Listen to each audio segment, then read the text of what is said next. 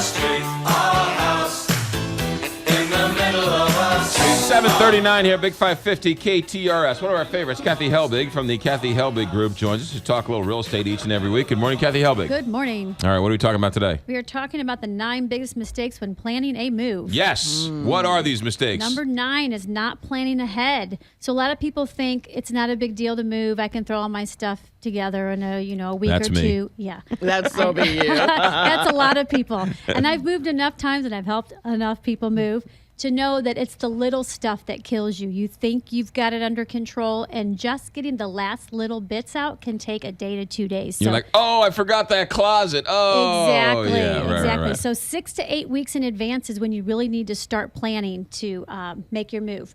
Number 8 is not taking the time to find the right movers.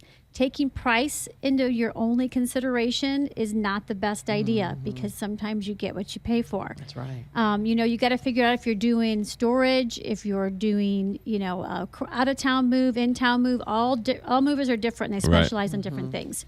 Number 7 is not getting a quote in writing. I know I'm moving right now myself, and I called a bunch of movers to get estimates, and several of them just shoot you an estimate on the phone. Right. They've never seen my house. They don't know my stuff. So a lot of times you'll have a big surprise at the end if they don't physically come to your house to give you an estimate. Number 6, you didn't book your moving truck in time. That almost was me.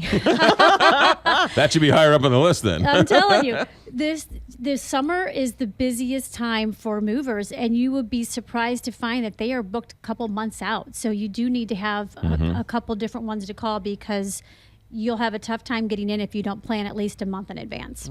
Number 5, you didn't take inventory of what you're moving. You have to clearly mark what's going where, Right. and make sure that it all gets moved to the right place, especially if it's going into storage. So it's not a bad idea to take a video of what you have. That way you don't have to go around and take the time to write it down. You didn't get organized. Get your junk out before you pack it. That's one thing that I ran into. What was helpful is just don't take the junk with you. If you're going to throw it out after you get there, throw it out before you leave. It's worth taking the time now, and Right. then when you're unpacking, you don't have to go through that. You're also paying for all that to move the junk to throw it out later. Exactly. Extra time. And storage charges by weight. Yeah. So why take all of that and then pay Yeah. extra? You didn't plan for how long it actually takes. We kind of mentioned that earlier. A lot of times you've got your back against the wall and your buyers are standing at the front door and you're still getting your stuff out of the house. It's Right. very stressful. You didn't call in enough help. That's like me. I think you can do it all on your own. Don't call Have me. those friends. Don't call. I'm not your friend. Girl. Don't. You know If you're what? moving, If don't lose my anybody number. offers, take them up on it, because what I Yes. found, and I find it with my clients and myself, people fall out. People tell you all the time they're going to help you, and then something comes up at the last minute, and then you're stuck doing it all. So That'll never happen to me. I will never tell you I'm helping you move.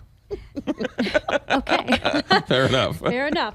And then finally, number 1, have a backup plan. So have a couple movers that you did talk to before. Like I said, have a few people in the background. Have another storage area. Things happen. People get sick.